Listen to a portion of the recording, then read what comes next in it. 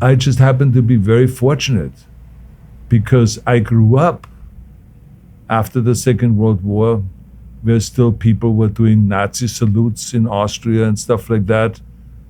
Even in a military camp where I was in the military, I saw that.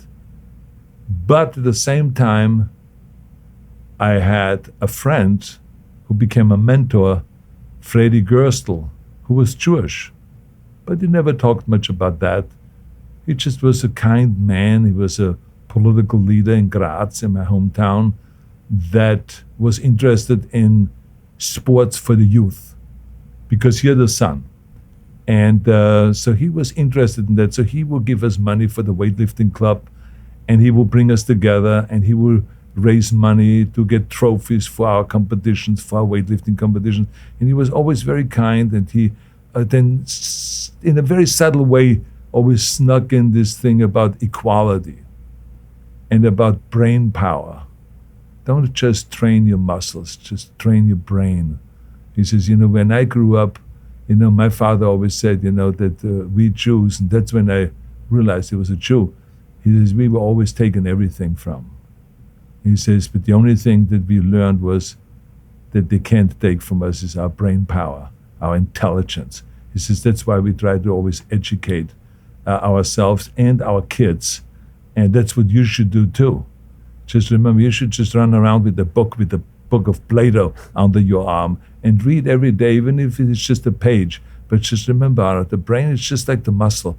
You got to train it every day. It needs training, stimulation. It needs, and you have to push it all the time. You have to be mentally in pain also, just like physically. You go for the pain period, to break through this pain period, to grow and to get stronger. You get only stronger if you break through the pain barrier also mentally.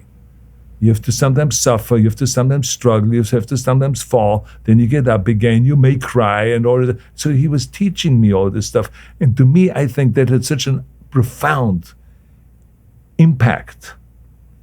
So my father's upbringing had a tremendous impact when he talked about be useful. Yeah. What do you do, Arnold, for people around you? You're just training, you're just pumping up your biceps and looking in the mirror, looking at yourself. Are you kidding me? You should get these biceps from chopping wood and carrying wood in there for the older people. There are a lot of older people that need help. And so he will always push me to be more useful and stuff. So those things that have a real profound impact. And that's why I think it's so important that we make our kids grow up with those lessons, and that those messages. And that's why I feel like not every kid will have that, where they preach that at home. And so therefore I say to myself, I have a big voice out there. I mean, hell, I have been a star in one way or the other since the time I was 18 years old, and then won my first Mr. Europe Junior competition, and there were people screaming out there in the hall when I won. And then I went to London to the Mr. Universe contest, and there was standing ovation with the age of 19, and with the age of 20, I won Mr. Universe. So, and there were hundreds of people asking me outside for autographs. I didn't even know what an autograph was. This is how stupid I was. I had no idea. Why did they want me to write down on a piece of paper my name? I couldn't figure out. So it was not a common thing in Austria, Yeah. So I didn't even know. So, but I mean, I feel like that from that point on, I gained an audience in bodybuilding, then in show business, then in the political arena, and then policy arena, and on and on and on. And so I have to use that voice, that power, that platform, in order to talk about those issues. And that's why I do videos every so often, not frequently, but every so often, something about the January 6th insurrection situation that we went through, this very dark moment in our history. And or about the prejudice that I have detected that is kind of, gaining momentum in America and worldwide. So I talked about that, or about the Russian, unprovoked attack on the Ukraine, how, I spoke out about that. And so I speak out about those things and try to teach our adults and our young kids that I think have a pretty good gauge of what is right and what is wrong. And if you at all admire me, then listen to me because I was set in the right direction. Yeah. There's a Latin expression, mens sano in corpore sano, which basically means a strong mind and a strong body. That's exactly what Freddie Gerstle said. Really? Exactly that, yes, absolutely. And I was looking at the Theodore Roosevelt bust out in your office. You know the story, he's this young sort of genius kid, he's frail, and his father comes to him and he says, you've got a strong mind, but you haven't got a strong body. And he says, okay, Dad, I'm going to make my body. And his dad builds him this gym on his back porch, which you can still see, the birthplace of Theodore Roosevelt there, and I think that's on 21st or 20th Street in Manhattan. And he makes he embraces what he calls the strenuous life. And you need to have both, right? Because it's not just good ideas and this sense of equality and fairness and principle that we're talking about, but then you've got to have the literal physical power to do it, and the energy and the willpower to bring those ideas into effect, right? It's like, you want to be useful, but do you have the things that make you useful? That's ultimately where the rubber meets the road. Right. I mean, and of course, what you said is absolutely correct because, I mean, how many presidents have boxing champions come into the White House and box with them?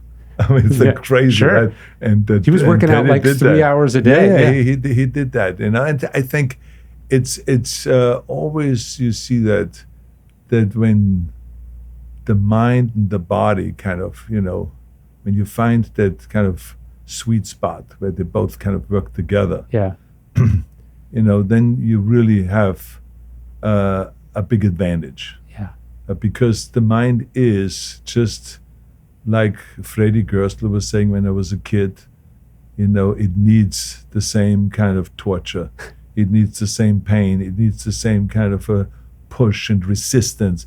And the more adversity that you go through, the stronger you get as a character, the stronger your character becomes, and the stronger your will becomes, and all of that stuff. So it's very clear. I believe in that very strongly, and I've always practiced that. One of the Stoics said, "We treat the body rigorously so that it's not disobedient to the mind."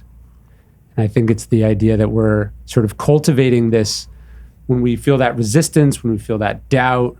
When our body says, no, you can't run 2 more miles or you can't do 2 more reps, and you push through that, that's what you need, like when you're trying to pass redistricting and you fail the first time and you fail the second. Like, you need that part of yourself that has trained the muscle that pushes past no or the first failure or that it's hard. Right. You have to cultivate that sort of meta muscle that pushes through hard stuff. Yeah, absolutely. I sometimes try to make it simpler.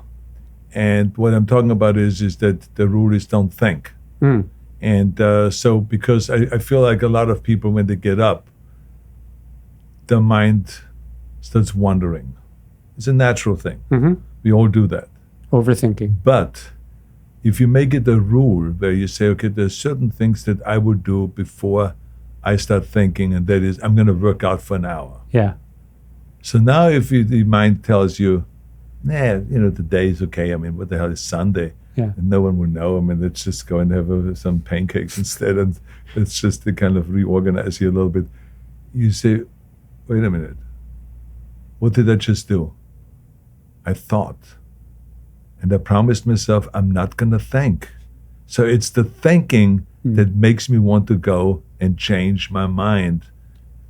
If I stop that thinking and throw it out, and do exactly what I set out to do, which is to do first of all 1 hour workout. So that's my idea. Let's just go, let's get on that bicycle, let's bicycle down to the gym, because as soon as you bicycle, everything starts feeling good. Yeah. It's almost kind of like you start out the first mile with a black and white picture.